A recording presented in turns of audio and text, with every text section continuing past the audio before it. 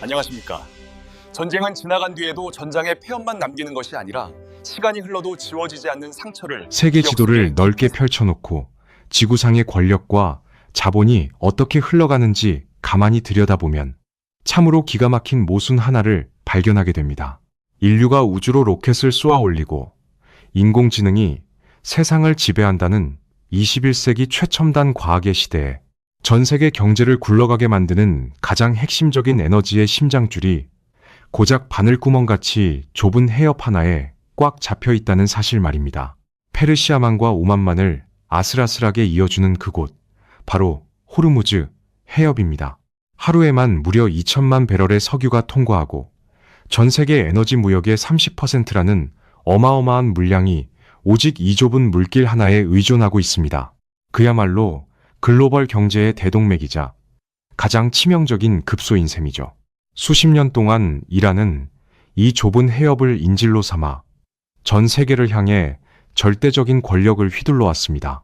얕은 바다 밑에 촘촘하게 깔려있는 수천 개의 기뢰들, 레이더망을 교란하며 벌떼처럼 달려드는 무인 수상정과 고속정 함대, 그리고 험준한 해안선 바위 틈에 교묘하게 숨겨진 지대한 미사일 기지들. 이란의 해군력은 미국의 정규 함대와 정면으로 맞붙기에는 턱없이 부족했지만 이 좁은 골목길에서 벌이는 비대칭 게릴라 전력만큼은 세계 최강이었습니다. 그들의 메시지는 언제나 명확했습니다. 우리를 건드리면 호르무즈를 꽉 잠가버리겠다. 다 같이 경제적 자살을 해볼 텐가. 이 극단적인 협박 앞에서 미국과 유럽의 지도자들은 언제나 글로벌 인플레이션과 경제 공황을 우려하며 한 수 접고 타협할 수밖에 없었습니다. 호르무즈 해협은 이란 정권에게 있어 아직 완성되지도 않은 핵무기보다도 훨씬 더 강력하고 실질적인 절대 방패였습니다. 그런데 2026년 5월, 지금 우리가 중동에서 목격하고 있는 현실은 무언가 이상하게 흘러가고 있습니다.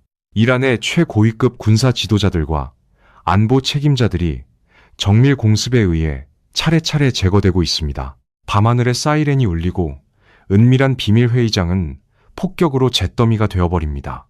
과거의 지정학적 공식대로라면 이란은 당장 호르무즈 해협을 전면 봉쇄하고 전 세계 유가는 미친 듯이 폭등하며 글로벌 물류망이 심정지 상태에 빠져야만 합니다. 실제로 이란 정권은 맹렬히 분노하며 해협을 틀어막겠다는 협박의 버튼을 사정없이 누르고 있습니다. 하지만 놀랍게도 세상은 기이할 정도로 고요합니다. 서방과 주변 아랍 국가들은 과거처럼 겁에 질려 물러서지 않습니다. 오히려 한 걸음 더 나아가 압박의 수위를 높이며 이란의 숨통을 조이고 있습니다. 유가는 폭등하지 않았고 아시아와 유럽으로 향하는 에너지의 심장 박동은 단 1초도 멈추지 않았습니다.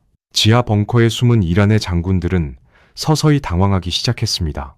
그들이 40년 동안 애지중지하며 쥐고 있던 그 무시무시한 인질극 버튼이 아무리 꾹꾹 눌러도 경제적 타격을 입히지 못하는 완벽한 먹통 버튼이 되어버렸다는 사실을 깨달았기 때문입니다.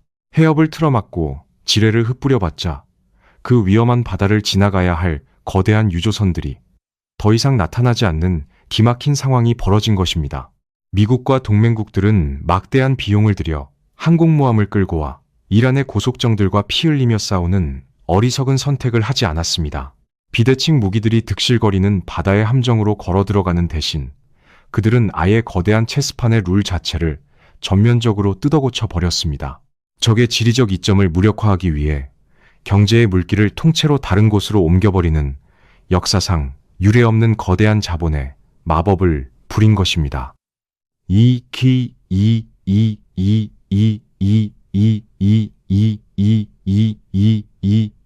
콩과싱, 공제, 바라싱, 통제입니다. 서방과 아랍 국가들이 왜 갑자기 세계에서 가장 악명 높은 이란의 협박을 두려워하지 않게 되었는지, 그 소름 돋는 진실을 이해하기 위해서는 찰랑거리는 바다가 아닌 척박한 사막의 뜨거운 모래 밑을 들여다보아야 합니다. 바로 그곳에 미사일보다 더 잔혹하고 확실하게 이란의 목줄을 끊어버릴 인류의 거대한 토목 공학 무기가 아주 오랜 시간 동안 은밀하게 풀리를 틀고 있었기 때문입니다.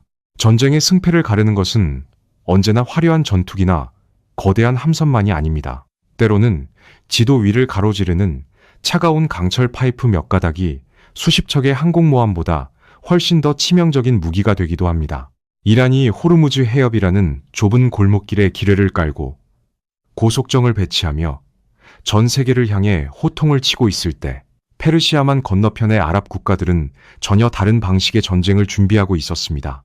그들은 이란과 정면으로 맞서 피를 흘리는 대신 천문학적인 오일머니와 최첨단 토목 공학 기술을 동원해 바다의 물길 자체를 무용지물로 만들어버리는 우회로를 파기 시작했습니다. 지리를 바꿀 수는 없지만 자본의 흐름이 지나가는 경제적 지도는 완전히 새로 그릴 수 있다는 냉혹하고도 천재적인 발상이었습니다. 그 거대한 기만의 최전선에 있는 국가가 바로 아랍에미리트입니다. 아랍에미리트는 막대한 자금을 쏟아부어 페르시아만 안쪽이 아니라 호르무즈 해협을 완전히 벗어난 오만만 연안의 푸자이라라는 거대한 항구를 건설했습니다. 그리고 자국의 핵심 유전지대에서 생산된 막대한 양의 석유를 이 항구로 직접 실어 나르는 초거대 송유관을 사막 아래에 깊숙이 묻어버렸습니다.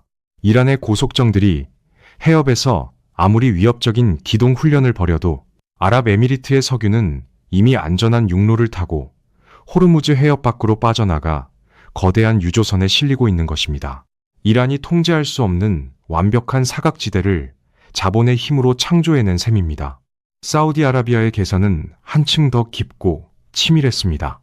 1980년대 이란과 이라크가 전쟁을 벌이며 바다 위의 유조선들을 무차별적으로 공격했던 끔찍한 참상을 두 눈으로 목격했던 사우디아라비아는 일찌감치 대륙을 횡단하는 강철 동맥을 건설했습니다. 국토 동부의 거대한 유전지대에서 시작해 뜨거운 루브 알칼리 사막을 가로질러 반대편 홍해 연안의 얀부 항구까지 이어지는 무려 1200km 길이의 페트로 라인이 바로 그것입니다. 사우디아라비아가 밸브를 여는 순간 하루 700만 배럴이라는 어마어마한 양의 석유가 위험천만한 페르시아만을 완전히 우회하여 유럽과 아시아로 곧장 뻗어나갑니다. 여기에 카타르의 천연가스를 튀르키예를 거쳐 유럽으로 직접 쏘아보내는 초대형 가스관 프로젝트까지 본격적으로 가동되면서 이란이 쥐고 있던 에너지 패권의 목줄은 완전히 느슨해져 버렸습니다. 이러한 거대한 인프라의 완성은 단순히 물류 비용을 아끼는 차원의 문제가 아닙니다. 국가의 심리적, 군사적 잣대 자체를 뒤바꿔 놓았습니다. 2026년 5월 중동의 외교 무대에서는 과거에는 상상조차 할 수 없었던 파격적인 선언이 흘러나왔습니다. 항상 이란의 눈치를 보며 미국과 이란 사이에서 아슬아슬한 줄타기를 하던 아랍에미리트가 만약 해상 통행로에 위협이 가해진다면 미군과 함께 기꺼이 자국 군대를 파병해 군사작전에 합류하겠다고 전격적으로 발표한 것입니다. 과거 같았으면 이란의 끔찍한 보복이 두려워 절대 입 밖으로 꺼내지 못했을 말입니다. 하지만 이제 그들은 두렵지 않습니다. 그들의 경제적 생명줄은 더 이상 호르무즈 해협이라는 이란의 인질 수용소 안에 갇혀있지 않기 때문입니다. 강철로 만든 우회로가 아랍 국가들에게 이란과 정면으로 맞설 수 있는 거대한 정치적 용기를 쥐어준 것입니다. 자연이 만든 지형은 단 1cm도 변하지 않았습니다. 하지만 권력과 자본이 교체하는 경제의 지도는 산산조각이 났고 이란이 자랑하던 절대적인 비대칭 무기는 하루아침에 아무도 지나가지 않는 텅 빈 바닷물로 전락해버렸습니다. 세계를 향해 휘두르던 가장 날카로운 협박의 칼날이 허공을 가르는 순간 테헤란의 지휘부에 앉아있던 권력자들은 등골이 서늘해지는 것을 느꼈습니다. 외부의 적을 향해 쏘아 올리려던 거대한 분노와 통제력은 타깃을 잃어버리는 순간 필연적으로 내부를 향해 역류하기 마련입니다. 바다에서의 인질극이 처참하게 실패한 지금 이란 정권에게 닥친 진짜 끔찍한 공포는 텅 빈 해협이 아닙니다.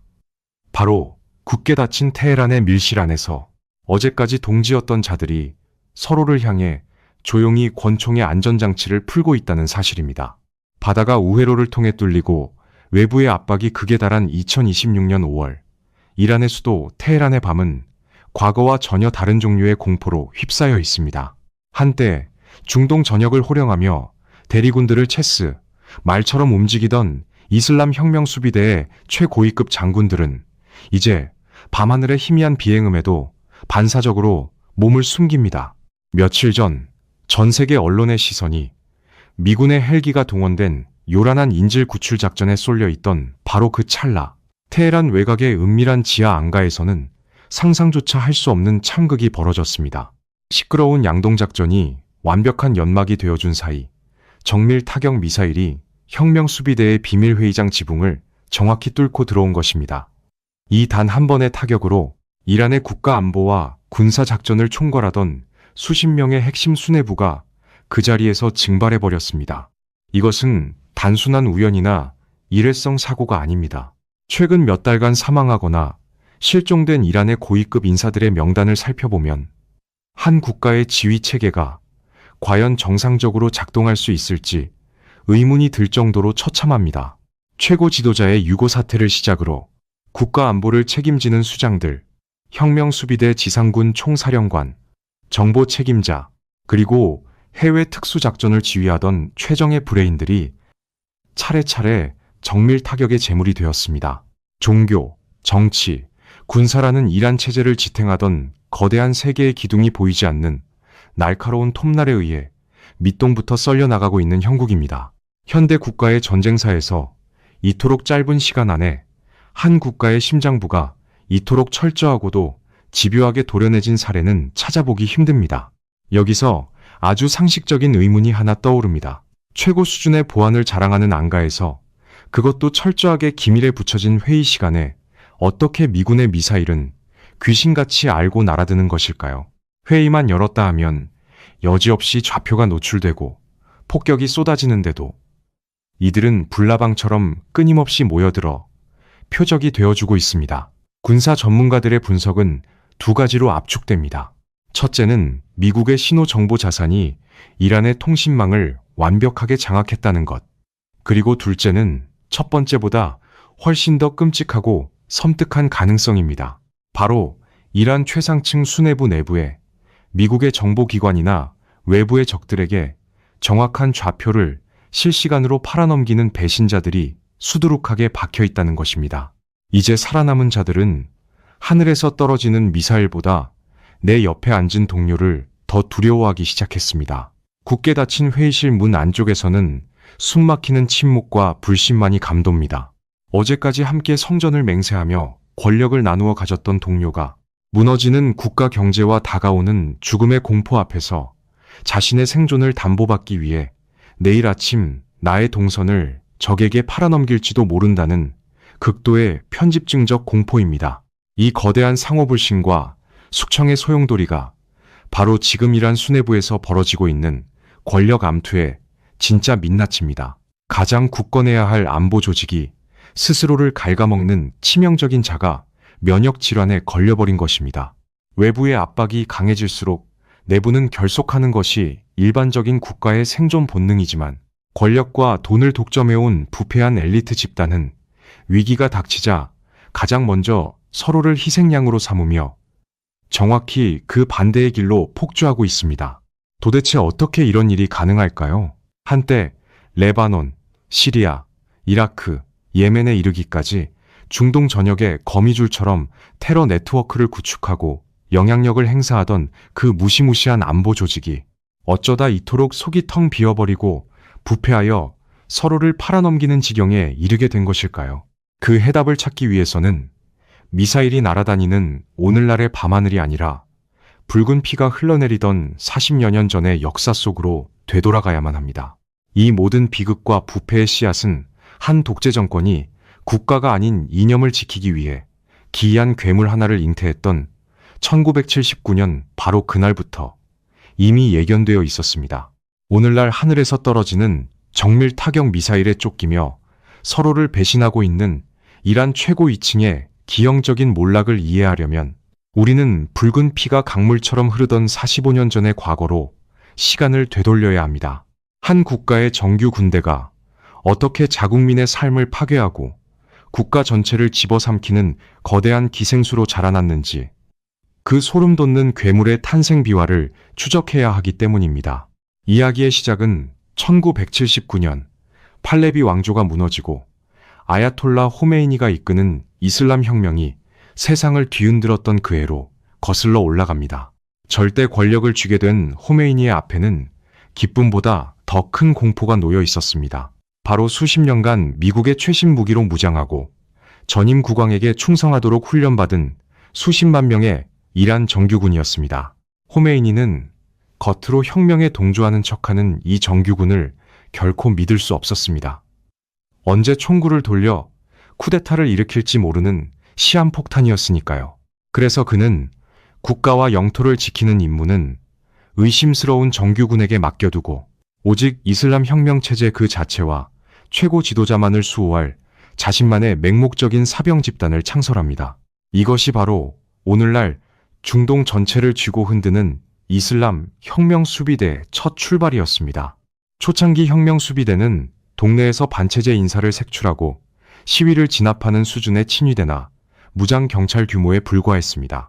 하지만 1980년 이웃나라 이라크의 사담 후세인이 이란을 전격 침공하면서 벌어진 8년간의 참혹한 이라크 전쟁은 이 동네 민병대를 진짜 무서운 살인 기계로 진화시켰습니다. 제대로 된 무기도 체계적인 군사훈련도 부족했던 혁명 수비대는 압도적인 화력을 자랑하는 이라크군에 맞서기 위해 현대 전쟁사에서 가장 광기 어린 전술을 꺼내듭니다. 바로 신앙으로 무장한 인간 파도 전술이었습니다.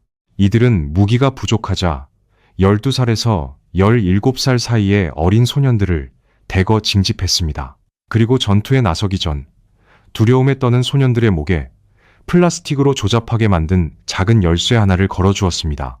지뢰밭을 뚫고 순교하면 이 열쇠로 곧바로 천국의 문을 열 수 있다는 철저하고도 잔혹한 종교적 세뇌였습니다. 아무것도 모르는 어린 소년들이 알라를 외치며 맨몸으로 지뢰를 밟고 몸이 갈기갈기 찢겨나가며 핏기를 내면 그 뒤를 따라 혁명수비대와 전차들이 진격했습니다. 전쟁 범죄이자 미친 광기였지만 이 끔찍한 8년의 경험은 혁명수비대의 뼛속에 지울 수 없는 DNA를 새겨 넣었습니다. 전투에서의 죽음은 패배가 아니라 가장 영광스러운 순교라는 절대 꺾이지 않는 맹신입니다. 이 광신도적인 멘탈리티야말로 오늘날 하늘에서 정밀 유도 폭탄이 비오듯 쏟아지고 나라의 경제가 완전히 박살나는 상황 속에서도 혁명 수비대가 백기를 들지 않는 근원적인 이유입니다. 애초에 이들은 국가의 안위나 국민의 배부름을 위해 존재하는 집단이 아닙니다. 죽음을 두려워하지 않도록 훈련받았고 이념을 위해서라면 조국이 잿더미가 되어도 상관없다는 비이성적인 구조로 설계된 조직이기 때문입니다. 일반적인 국가의 군대라면 경제가 파탄나고 승산이 없을 때 정치인들을 향해 협상 테이블에 앉으라고 요구하겠지만 이들은 타협을 곧 체제에 대한 반역이자 자신들의 존재 이유를 부정하는 배신으로 여깁니다. 하지만 이념의 광기와 순교의 영광만으로는 수십만 명으로 불어난 거대한 무장 조직을 영원히 먹여 살릴 수 없습니다. 1988년 길고 참혹했던 전쟁의 총성이 마침내 괜고 평화가 찾아왔을 때 죽음의 문턱에서 살아 돌아온 맹목적인 생존자들은 새로운 목적지가 필요했습니다. 총을 든 채 일자리를 잃을 위기에 처한 이 거대한 군사 조직은 자신들이 피 흘려 지켜낸 조국의 피폐해진 땅을 천천히 둘러보기 시작했습니다. 그리고 곧 깨달았습니다. 총구의 방향만 살짝 돌리면 이 나라의 모든 부와 권력을 자신들의 발 아래에 온전히 둘 수 있다는 사실을 말입니다. 국가를 지키기 위해 만들어진 맹견이 스스로 목줄을 끊고 주인의 식탁 위로 뛰어오를 준비를 마친 것입니다. 그리고 그 탐욕의 이빨은 머지않아 국가라는 거대한 숙주 전체를 천천히 파먹어 들어가기 시작합니다. 1988년 피비린내 나는 이라크 전쟁이 마침내 끝났을 때 전선에서 돌아온 수십만 명의 혁명 수비대원들은 당장 총을 내려놓고 돌아갈 곳이 없었습니다. 그리고 이듬해인 1989년 이란의 역사를 영원히 뒤바꿔 놓은 결정적인 사건이 발생합니다. 절대적인 카리스마를 자랑하던 혁명의 아버지 호메이니가 사망하고 그 자리를 알리 하메네이가 이어받게 된 것입니다. 하지만 새로운 최고 지도자 하메네이는 전임자에 비해 대중적 지지 기반도, 종교적 법학자로서의 권위도 턱없이 부족했습니다. 흔들리는 권좌를 지키기 위해 하메네이는 당시 가장 강력한 무력을 쥐고 있던 혁명 수비대와 아주 은밀하고도 위험한 뒷거래를 성사시킵니다. 나의 권력을 완벽하게 수호해다오. 그 대가로 전쟁으로 파괴된 이 나라를 재건하는 모든 막대한 경제적 이권을 너희에게 넘겨주겠다. 이 거래가 성사된 순간 신성한 이념을 수호한다던 맹목적인 군사 조직은 국가의 부를 집어삼키는 거대한 경제 독점 마피아로 진화하기 시작했습니다. 혁명 수비대 산하의 건설 대기업인 하타말 안비아는 수백 개의 위장 계열사를 거느리고 이란의 댐, 고속도로, 터널, 항만, 심지어 석유 채굴 시설과 통신망에 이르기까지 국가의 노른자위 인프라 사업을 말 그대로 싹쓸이했습니다. 국가 예산이 투입되는 모든 곳에는 반드시 혁명 수비대의 청구서가 따라붙었습니다. 경제학자들의 분석에 따르면 오늘날 혁명 수비대가 직간접적으로 장악한 이란 경제의 파이는 최소 30%에서 많게는 절반을 훌쩍 넘어섭니다. 그들은 국가의 세금도 내지 않고 의회의 회계 감사를 받지도 않으며 막대한 부를 자신들만의 지하 경제로 빨아들이는 거대한 블랙홀이 되었습니다. 겉으로는 엄격한 이슬람 율법을 강요하며 거리에서 여성들의 히잡을 단속하고 서방 문화를 타락이라 규탄하지만 그들의 진짜 목적은 따로 있었습니다. 서방과의 관계가 정상화되고 외국 자본이 들어와 시장이 투명해지면 자신들이 수십 년간 어둠 속에서 독점해온 이 거대한 경제적 기득권이 모조리 파괴된다는 것을 그 누구보다 잘 알고 있었던 것입니다. 그들에게 반미 구호와 호르무즈 해협의 긴장감은 단순히 이념적 신념이 아니라 자신들의 부패한 독점 카르텔을 유지하기 위해 반드시 필요한 완벽한 비즈니스 모델이었습니다. 무력과 자본을 동시에 거머쥔 이 괴물의 오만함은 상상을 초월하는 방식으로 표출되었습니다. 2009년 극심한 경제난에 흔들리던 마무드 아마디네자드 당시 대통령이 국가안보회의에서 시민들의 폭발하기 직전인 불만을 달래기 위해 사회적 통제를 조금 풀어주는 것이 어떻겠느냐고 조심스럽게 제안한 적이 있습니다. 그 순간 회의실에 앉아있던 혁명수비대의 최고위급 사령관이 벌떡 일어나 일국의 대통령 뺨을 그 자리에서 매섭게 후려갈겼습니다. 비유가 아닙니다. 장군이 국민이 선출한 행정부 수반을 무력으로 폭행한 것입니다. 더 끔찍한 사실은 그 사령관은 그 어떤 징계나 처벌도 받지 않았다는 점입니다. 최고 지도자의 비호 아래 총과 돈을 모두 쥔 혁명수비대 앞에서는 대통령조차 자신들의 사업 노선에 반기를 들면 언제든 짓밟아버릴 수 있는 허수아비에 불과하다는 것을 만천하에 증명한 사건이었습니다. 이렇게 그들은 총과 자본을 움켜쥐고 절대적인 신성불가침의 영역에 군림해왔습니다. 그 누구도 이들에게 감히 맞설 엄두를 내지 못했습니다. 그러나 2026년 5월 혹독한 경제 제재와 무능한 국정 운영으로 이란이라는 국가 전체가 돌이킬 수 없는 파산의 벼랑 끝으로 내몰리자 마침내 정부 내 엘리트 관료들 사이에서 위험한 각성이 일어납니다. 이 거대한 기생수의 촉수를 당장 잘라내지 않으면 숙주인 국가 전체가 멸망하고 말 것이라는 절박한 생존 본능. 그리고 이 피 맺힌 생존 본능은 역사상 가장 대담하고 치명적인 평화 제안이라는 이름표를 달고 혁명 수비대의 심장부를 정면으로 겨누게 됩니다. 2026년 5월 국가가 완전히 잿더미로 변하는 것을 막기 위해 이란 내부의 이성적인 엘리트들이 마침내 침묵을 깨고 일어났습니다. 그 중심에는 2013년부터 8년간 이란의 외교를 진두지휘했고 현재 온건파 대통령의 핵심 고문으로 있는 베테랑 외교관 모하마드 자바드 자리프가 있었습니다. 그는 국가의 완전한 붕괴를 막기 위해 숨막히는 공포를 무릅쓰고 공개적으로 평화협정 초안을 세상에 발표했습니다. 총 25개 항목으로 구성된 이 제안서는 강경파들의 눈으로 보면 사실상 백기를 드는 투항이나 다름없는 파격 그 자체였습니다. 핵무기는 절대 추구하지 않는다. 농축 우라늄 농도는 무기급에 턱없이 모자란 3.67% 이하로 낮춘다. 국제 원자력 기구의 사찰을 영구적이고 무제한으로 허용한다. 심지어 이란이 보유한 농축 우라늄과 관련 장비를 타국으로 전량 반출하겠다는 초강수까지 두었습니다. 여기에 더해 글로벌 경제의 뇌관인 호르무즈 해협의 상업, 선박 안전 통행을 완벽하게 보장하고 미국과 영구적인 불가침 조약까지 체결하겠다고 선언했죠. 반대로 미국에게 요구한 것은 테러 지원국 지정 해제, 경제 제재 완화 등 지극히 경제 회복에만 초점을 맞춘 내용들이었습니다. 자리프를 비롯한 외교파와 경제 관료 엘리트들의 계산은 아주 정확하고 냉정했습니다. 지금 우리가 이 전쟁에서 이기고 있는 것이 아니다. 여기서 전쟁과 대립이 더 길어지면 수십 년간 피땀 흘려 쌓아온 민간 인프라가 걷잡을 수 없이 파괴되고 무고한 민간인 희생자만 눈덩이처럼 불어날 것이다.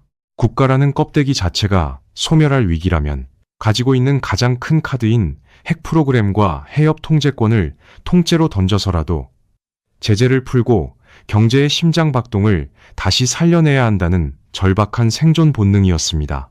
하지만 이 평화의 청사진이 세상에 공개되자마자 이슬람 혁명 수비대는 이성을 잃고 짐승처럼 으르렁거리기 시작했습니다.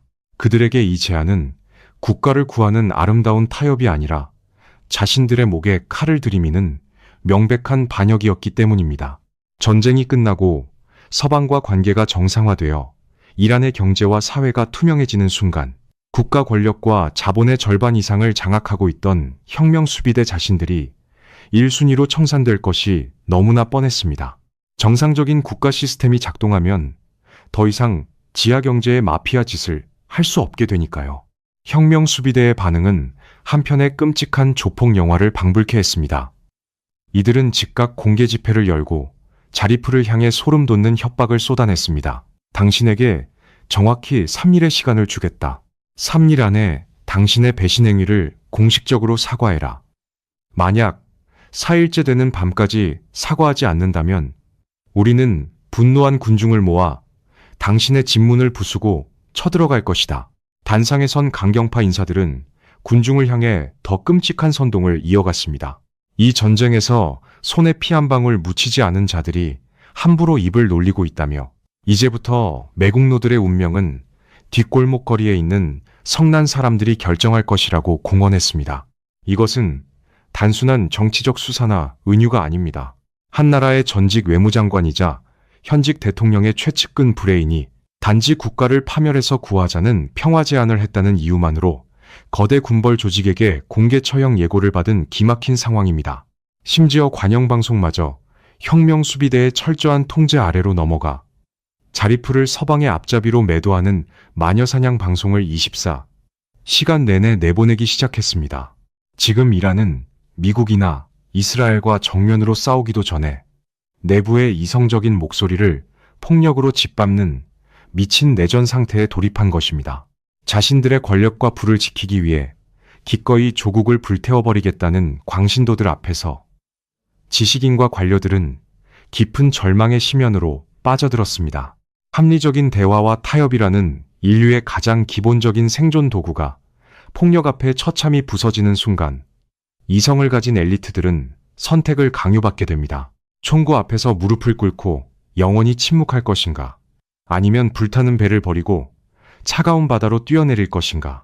수비대의 이 맹목적인 광기는 결국 이 나라에서 가장 똑똑한 머리를 가진 사람들을 역사상 전례가 없는 끔찍하고도 쓰라린 결정으로 내몰기 시작했습니다.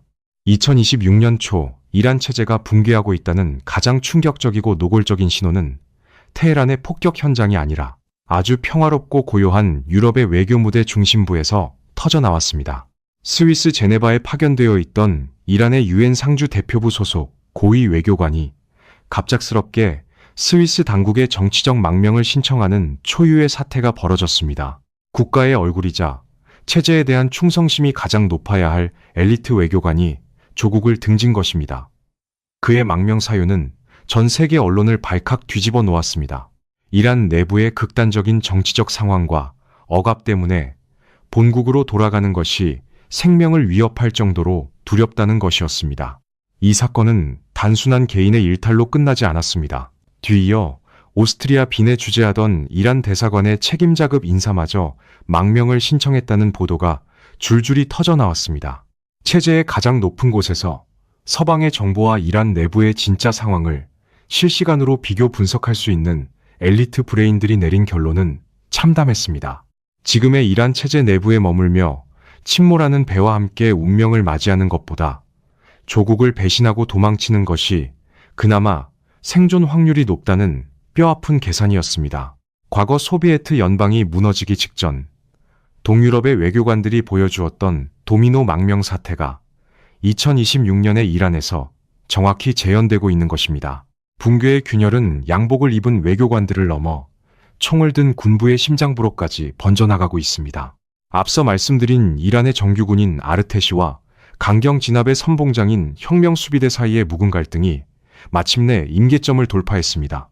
조국의 영토와 국민을 수호하는 것이 주 임무인 정규군은 계속되는 제재와 공습으로 국가 경제가 박살나고 무고한 시민들이 희생되는 작금의 상황에 깊은 회의와 환멸을 느끼기 시작했습니다.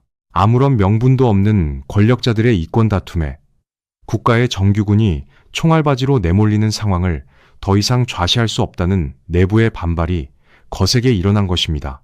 급기야 최근 테헤란과 주요 도시에서 대규모 반정부 시위가 터져나왔을 때 혁명수비대 수뇌부를 경악하게 만든 믿을 수 없는 광경이 펼쳐졌습니다. 시위 진압 명령을 받은 일부 정규군 부대들이 고의로 출동을 늦추거나 현장에 도착해서도 시민들을 향해 무력을 사용하지 않고 방관하는 사태가 벌어진 것입니다. 심지어 일부 말단 병사들과 영관급 장교들은 더 이상 자국민에게 총을 쏠 수 없다며 진압 명령을 대놓고 거부하고 탈영을 감행했다는 내부 증언까지 외부로 흘러나오고 있습니다. 시민의 피를 먹고 자라는 혁명수비대와 달리 국민을 지켜야 한다는 본연의 임무를 깨달은 정규군이 독재 정권의 손발이 되기를 전면 거부하기 시작한 것입니다. 독재 체제를 지탱하는 가장 견고한 방어막은 최첨단 미사일이나 두꺼운 콘크리트 벙커가 아닙니다. 그것은 바로 명령에 절대적으로 복종하는 군대의 총구와 관료들의 무조건적인 침묵입니다. 그런데 지금 이란이라는 거대한 통제 국가는 그 침묵이 깨지고 총구의 방향이 흔들리는 치명적인 마비 증상을 겪고 있습니다. 권력을 유지하는 유일한 수단이었던 무력조차 지휘체계가 붕괴하며 서로의 눈치를 보는 기막힌 상황. 이것은 단순한 군기문란이 아니라 명백한 체제 붕괴의 전조입니다. 배가 가라앉기 시작하자 가장 빠르고 똑똑한 쥐들이 먼저 바다로 뛰어내렸고 배를 지켜야 할 선원들은 선장의 명령을 거부하고 있습니다. 겉으로는 강경한 구호를 외치지만 속으로는 산산조각이 나고 있는 적국의 이 처참한 몰락을 태평양 건너편에서 차가운 눈으로 지켜보던 미국의 대통령은 놓치지 않았습니다. 이란 수뇌부의 이성을 완전히 마비시키고 이 혼란을 극대화하기 위해 워싱턴은 군사적 타격보다 훨씬 더 치명적이고 끔찍한 심리전의 방아쇠를 당기기 시작합니다.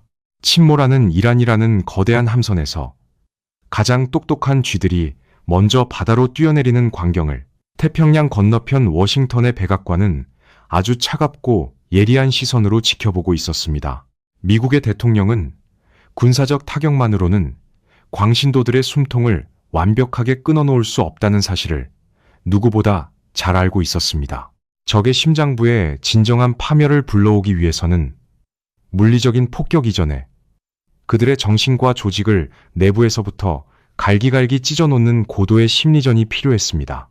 그리고 미국은 역사상 가장 잔혹하고도 정교한 이간책에 방아쇠를 당겼습니다. 미국 대통령은 소셜미디어를 통해 이란 지도부를 향해 직설적이고도 살벌한 최후 통첩을 날렸습니다. 화요일은 발전소의 날이자 다리의 날이 될 것이다. 그 해협을 당장 열어라. 그렇지 않으면 지옥에서 살게 될 것이다. 이 메시지에 담긴 진짜 의도는 무작정 체제를 항복하라는 것이 아니었습니다. 요구 조건은 상업용 유조선을 건드리지 말고 정상적인 물류를 복구하라는 단 하나로 심플하게 낮춰주되 그것조차 듣지 않으면 수도 테헤란의 전기를 끊고 모든 핵심 물류 교량을 구석기 시대로 돌려버리겠다는 무시무시한 협박이었습니다. 이란 정권 입장에서는 체면이 말이 아니지만 이 경고를 무시했다가는 당장 내일 수도의 기능이 완전히 마비되는 생지옥을 맞이해야 하는 진퇴양난에 빠진 것입니다. 하지만 이 무자비한 폭격 예고보다 이란 수뇌부를 더욱 공포에 떨게 만든 것은 그 직후에 이어진 미국의 기가 막힌 심리전이었습니다. 미국은 군사적 타격을 가하는 동시에 현재 미국과 물밑에서 대화할 의지가 있는 이란 측 외교관들과 온건파 관료들에게 전면적인 면책권과 안전 보장을 전격적으로 선언했습니다. 우리와 평화를 논의하러 나오는 자들은 절대 공격하지 않겠다. 그들의 생명과 안전을 보장하는 통로를 열어주겠다는 공개적인 약속이었습니다. 이 선언이 이란 체제 내부에 뿌린 독약은 상상을 초월하는 파괴력을 지닙니다. 결전을 외치는 혁명수비대 지휘관들은 매일 밤 언제 머리 위로 떨어질지 모르는 정밀 타격 미사일의 공포에 떨며 지하 안가의 쥐구멍을 파고 숨어 지내야 합니다. 반면 전쟁에 반대하고 타협을 주장하는 외교 관료들은 미군의 묵인과 보호 아래 안전하게 거리를 활보할 수 있게 된 것입니다. 당근과 채찍을 철저하게 분리해서 적용함으로써 미국은 이란 내부의 강경파를 극도로 고립시키고 온건파의 목소리에 엄청난 힘을 실어주었습니다. 이제 벙커에 숨은 장군들이 가장 두려워하는 것은 미국의 전투기가 아닙니다. 바로 자신들의 부하나 동료 관료들이 살려달라며 미국의 정보기관과 은밀히 악수하고 자신들의 좌표를 넘겨버리는 끔찍한 배신의 시나리오입니다. 여기에 더해 미국은 이란 정권의 숨통을 끊어버릴 결정적인 폭로를 하나 더 터뜨립니다. 과거 이란 내부에서 수백만 명의 시민들이 거리로 쏟아져 나와 반정부 시위를 벌였을 때 미국이 특정 루트를 통해 시위대에게 엄청난 양의 무기를 은밀히 밀어넣으려 했다는 군사 기밀을 스스로 까발린 것입니다. 비록 중간에 배달 사고가 나서 무기가 시위대의 손에 쥐어지지는 못했다고 덧붙였지만 이 사실이 공개된 것만으로도 이란 지도부는 극도의 패닉에 빠질 수밖에 없었습니다. 내일 당장 거리로 튀어나오는 성난 군중들의 손에 언제 외국산 자동소총이 들려있을지 모른다는 끔찍한 의심. 하늘에서는 정밀 폭격이 쏟아지고 바다는 우회로로 인해 봉쇄의 의미를 잃었으며 밀실 안에서는 동료가 동료를 배신하고 땅 위에서는 국민들이 무장하고 일어날지 모른다는 전방위적인 공포가 지도부의 이성을 완전히 마비시키고 있습니다. 가장 강력한 외부의 압력과 가장 은밀한 내부의 분열 공작이 완벽하게 결합하면서 이란이라는 닫힌 사회에는 마침내 그 어떤 독재 정권도 피할 수 없는 기이하고도 치명적인 현상이 피어오르기 시작했습니다. 그것은 바로 공포의 주체가 뒤바뀌는 절대 권력의 가장 처참한 말기적 증상이었습니다. 독재 정권이 수십 년간 권력을 유지하는 가장 근본적이고도 유일한 작동 원리는 단 하나입니다. 바로 공포입니다. 정권이 뿜어내는 압도적인 폭력과 공포에 국민이 한껏 웅크리고 숨죽일 때 비로소 독재라는 기계는 삐걱거리면서도 간신히 굴러갈 수 있습니다. 과거 이란의 시민들은 바시지 민병대의 오토바이 엔진 소리만 들어도 서둘러 창문을 닫았고 혁명수비대의 그림자만 스쳐도 혹여나 비밀경찰에 끌려갈까 밤잠을 설쳤습니다. 이 잔혹한 공포 통치 앞에서 수백만 명의 시민들은 무기력하게 고개를 숙일 수밖에 없었습니다.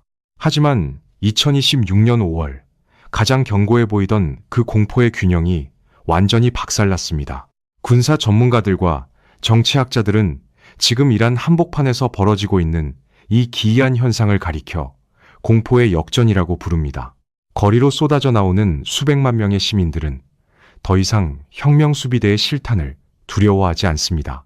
이미 수천 명의 희생자가 발생하며 거리가 붉게 물들었지만 모든 것을 잃어버린 사람들은 맨몸으로 총구에 맞서며 정권의 퇴진을 부르짖고 있습니다. 반면 권력의 최정점에 앉아있는 지도부는 이제 시민들의 분노를 두려워합니다.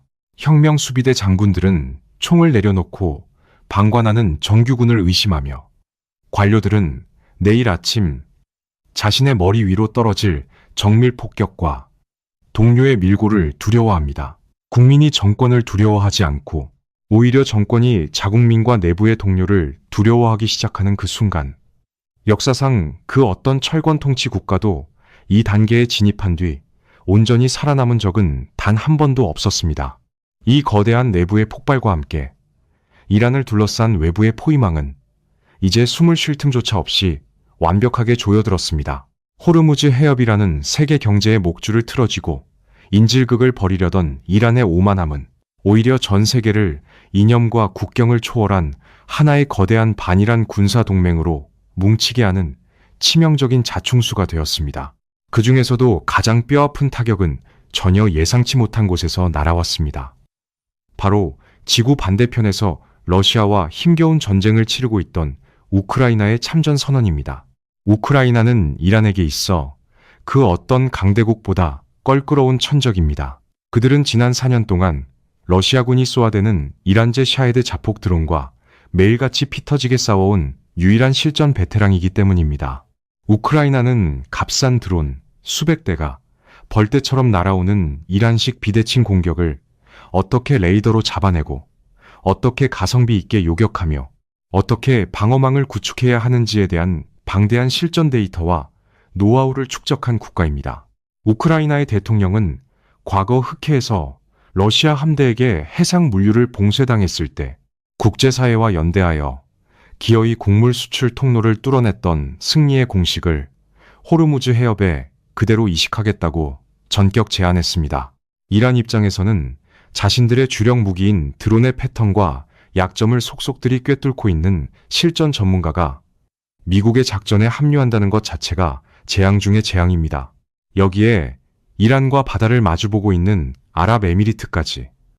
호르무즈 해협은 결코 한 미치광이 국가의 인질이 될 수 없다며 미군의 해상 작전에 자국 군대를 파병하겠다고 선언했습니다. 철저하게 고립된 이란은 이제 그 누구의 도움도 받을 수 없습니다. 수십 년 동안 그들은 자신들의 영토를 안전하게 지키겠다며 레바논의 헤즈볼라, 예멘의 후티 반군, 이라크의 시아파 민병대 등 거대한 대리전 네트워크를 구축해 이웃나라들의 끝없는 혼란과 전쟁을 수출해 왔습니다. 하지만 그 잔혹한 업보는 부메랑이 되어 가장 치명적인 순간에 이란의 심장부로 되돌아왔습니다. 외부로 혼란을 전가하던 국가가 이제는 그 외부의 거대한 반격과 내부의 처절한 붕괴에 휩쓸려 자신들의 수도 한복판에서 걷잡을 수 없는 혼란에 통째로 집어삼켜지고 있는 것입니다. 외교망은 붕괴했고 경제는 파산했으며 지도부는 서로를 의심하고 국민은 분노로 타오르는 완벽한 사면초가 40년 묵은 거대한 기생수는 마침내 숙주와 함께 처참한 파멸의 끝을 향해 곤두박질치고 있습니다. 괴물은 거친 숨을 몰아쉬며 서서히 죽어가고 있지만 온몸에 치명적인 무기를 두른 거인의 죽음은 결코 평화로울 수 없습니다. 호르무즈 해협의 위기가 어떻게 끝날 것인지 세계는 오랫동안 두려움 속에서 상상해왔습니다. 거대한 항공모함들이 불타오르고 핵폭탄이 터지며 제3차 세계대전이 발발하는 묵시록적인 그림을 그렸죠. 하지만 2026년 5월 우리가 마주한 호르무즈 시대의 종말은 그런 스펙터클한 폭발이 아니었습니다. 그것은 사막 아래 묻힌 차가운 콘크리트 파이프라인과 자본의 조용한 우회, 그리고 독재 정권 내부에 썩어 문드러진 부패가 만들어낸 아주 초라하고도 기괴한 결말이었습니다. 수백 척의 함대가 포를 쏘며 해협의 문을 부순 것이 아니라 아무도 그 문을 지나가지 않는 방식으로 문이 존재 가치 자체를 허공으로 증발시켜버린 완벽한 전략적 승리였죠.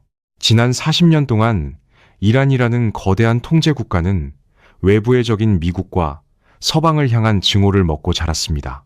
호르무즈 해협을 봉쇄하겠다는 협박은 그들이 세계를 향해 존재감을 과시하고 내부의 불만을 잠재우는 완벽한 만능 방패였습니다. 하지만 자본과 공학 기술이 그 바다의 지리적 이점을 완전히 지워버리자 이란은 하루아침에 가장 강력한 무기를 잃어버렸습니다. 세상이 더 이상 그들의 협박에 귀를 기울이지 않고 우회로를 통해 무관심하게 지나쳐버릴 때 이념으로 무장했던 국가의 끔찍한 맨얼굴이 드러났습니다. 한 국가가 오직 인질범의 정체성으로만 생존해왔을 때 인질을 빼앗긴 납치범이 내부에서 어떻게 자멸하는지 그 과정을 낱낱이 보여주는 역사적 표본이 된 것입니다. 외부의 적이 사라진 것이 아닙니다. 적이 그들을 투명인간 취급하기 시작한 것입니다. 시선을 외부로 돌릴 수 없게 된 독재 정권은 결국 그 억눌렸던 폭력성을 내부로 돌릴 수밖에 없었습니다. 국민이 굶주리든 말든 자신들의 권력과 지하 경제를 지키기 위해 서로를 배신하고 평화를 주장하는 엘리트 동료를 처형하겠다고 협박하며 무고한 자국민에게 총구를 겨누는 잔혹한 내전 상태. 이것이 바로 지정학적 무기를 상실한 독재 국가가 맞이하는 필연적인 자가포식의 과정입니다. 이슬람 혁명이라는 거창한 이름으로 시작된 이 거대한 사회적 실험은 마침내 부패한 군벌들의 밥그릇 싸움이라는 아주 초라하고 세속적인 막장 드라마로 전락해버렸습니다. 물론 오늘 당장 이슬람 체제가 지도상에서 완전히 지워지거나 내일 아침 테헤란에 서방 세계가 환호할 만한 자유민주주의 정부가 들어서는 기적은 일어나지 않을 것입니다.